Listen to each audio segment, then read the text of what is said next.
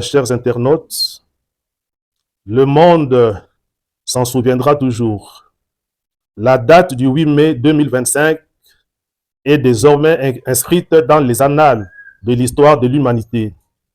Parce que nous pouvons aujourd'hui dire haut et fort, Habemus Papam, nous avons un pape.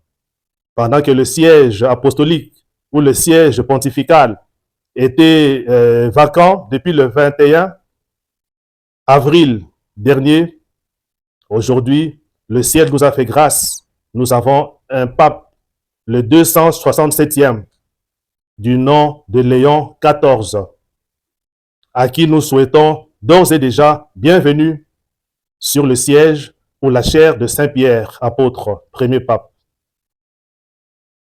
Depuis que nous avons ce nouveau pape, il se pose beaucoup de questions quant à ses origines et quant à l'impact qu'il pourrait avoir à travers le monde et au sein de l'Église. La troisième des questions que l'on se pose est celle de savoir quelle est sa nationalité présentement. Que devient-il comme pape pendant qu'il vient des États-Unis précisément ou de l'Amérique? Pour avoir déjà répondu dans nos interventions précédentes aux deux premières questions concernant sa biographie et son impact, nous allons aujourd'hui vous entretenir sur sa nationalité. De quel pays appartiendra-t-il désormais comme pape? À propos, force nous est, pour bien rendre la chose, nous faisons déjà une observation.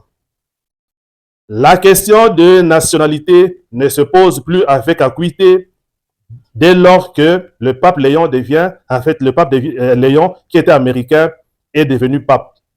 La question de nationalité ne se pose plus dès lors qu'il siège au Vatican comme pape. La raison, c'est que lui ne vient pas au Vatican comme pape. Il vient comme successeur sur la chaire de Saint-Pierre. Saint-Pierre, qui est le chef du collège de 12. Saint-Pierre, qui avait pour mission d'affermir tous ses frères à travers le monde. Comme pape, comme second Pierre, on ne parlera plus de sa nationalité américaine. Cette nationalité est mise en veilleuse. Parce que, comme pape, il n'y a plus question d'hérédité quant à ce. La nationalité vaticane n'est pas héréditaire. Elle s'acquiert partant de la fonction et non pas par rapport aux origines. Désormais, il est de nationalité vaticane comme pape par rapport à la fonction. Il préserve sa première nationalité, oui, mais au cas où il en venait à démissionner.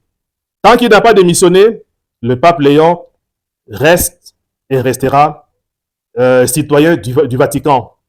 Comme pour dire quoi? Que désormais, il a une double nationalité d'origine et actuelle par rapport à la fonction. Sa nationalité actuelle est liée à la fonction, purement et simplement. Et il s'agit là d'une manière de faire qui date depuis 1929, partant de ce qu'on appelle en histoire concordat. Un accord qui a eu lieu entre le premier ministre italien Benito Mussolini et le pape Pie XI. Dans cet accord, le pape Pie XI était représenté par son secrétaire d'État en la personne de Pietro Gasparri. Et cette nationalité n'est pas seulement liée au pape. Il y a d'autres cadres de l'Église, il y a d'autres personnalités de l'Église qui l'acquièrent aussi dès lors qu'ils sont au niveau du Vatican. On peut citer quelques exemples parmi eux. Ceux qui conservent une double nationalité, et celle d'origine et celle vaticane. En dehors du pape, nous avons des cardinaux, mais pas n'importe quel cardinal. Il s'agit de cardinaux qui fonctionnent ou bien qui ont, comment dirais-je, qui sont employés en fait au Vatican ou qui y résident. En dehors de cela, des cardinaux et du pape, nous avons également les membres de la curie romaine, Par curie romaine, on entend le gouvernement, parce qu'il s'agit d'un État, dans un État. Alors, la curie romaine, c'est ça qu'on appelle gouvernement. Les membres, tous ceux qui sont utilisés par la curie romaine, acquièrent aussi la nationalité vaticane, en dehors du pape et des cardinaux qui y résident ou qui y travaillent. Nous avons également les ambassadeurs du Saint-Siège, accrédités à travers des États de par le monde. Ceux-là également, en tant qu'agents, excusez-moi, du gouvernement Vatican, ont aussi la nationalité vaticane. Dès qu'ils ne sont plus en fonction, ils la perdent et ils recouvrent la nationalité d'origine. En dehors de ces 4 catégories, le pape, les cardinaux qui y travaillent, les membres de la curie romaine et les diplomates, nous avons enfin les employés, par exemple les domestiques, les gardes du pape, ceux qu'on appelle les gardes suisses, ainsi que les domestiques et bien d'autres employés du siège apostolique ou du Saint-Siège. Voilà ce qu'on peut dire à propos de la nationalité actuelle du pape Léon XIV. Malgré le fait que nous avons vu lors de sa présentation ou de son élection autant de drapeaux qui flottaient sur la place Saint-Pierre, le drapeau des USA précisément.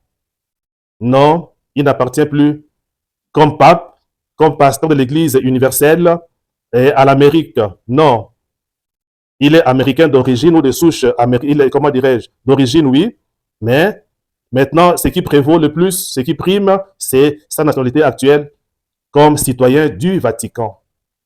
Voilà tout ce qu'on peut dire à propos de sa nationalité. Qu'il n'y ait pas de confusion, qu'on ne se l'accapare pas.